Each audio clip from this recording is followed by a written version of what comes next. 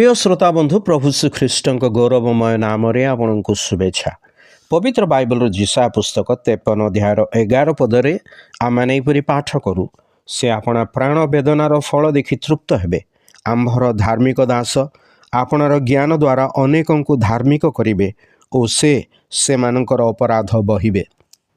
जेतेबेले प्रभु श्रीख्रीष्ट क्रूसरे चढ़िबार समय आसी पहुँची थिला सेतेबेले से जेरुसलाम जीवापाई प्रस्तुत हेले। एक गर्दभ शावक उपरे आरोहण करी जनसमूह जयध्वनि रे से जेरुसलाम रे प्रवेश कले। जो मैंने ताहांको साक्षात करने को आसिले प्रत्येक राजरास्ता रे निज निजर वस्त्र बिछाई दौले एवं अन्य माने खजुरी बाहुंगा नहीं ताहांको साक्षात करने को आसिले। से माने जय जय ध्वनि रे कहिले होसाना दाऊद संतान प्रभुंक नाम रे जे आसुअछंती से धन्य ऊर्ध्व लोकरे होसाना।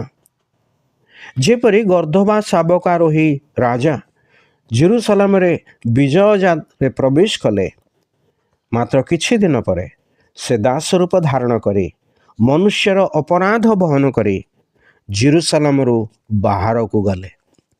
से आरोहण करी आसिले पुणी भार नहीं बाहरी गले। से समय रे तांको स्कंधरे आमर पाप भार भयानक क्रूस रूपरे थिला। जनसमूह एबे आउ तांको जयध्वनि करू नथिले बरं तांकर निंदा करुथिले। पापार्थक बलिर मेषकु जेपरी इस्राएल छाउणीर बाहर को अर्थात दूर प्रांतर रे छाड़ी दिया जाउथला तदनुरूपे प्रभु श्रीख्रीष्ट आमर पाप अपराध आपे बहन करी जेरुसलाम द्वार बाहरे गलगथा पहाड़ को चली गले। एथिपाई कहा जाय अछि से अपराध बहन कले।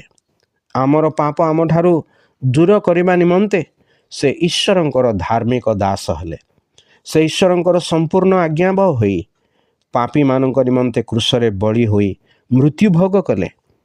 एथिरे सबु किछि सरी जाई नथिला। से तृतीय दिवस रे मृत्युरु जीवित होई उठिले। से मृत्यु पर विजय हेले।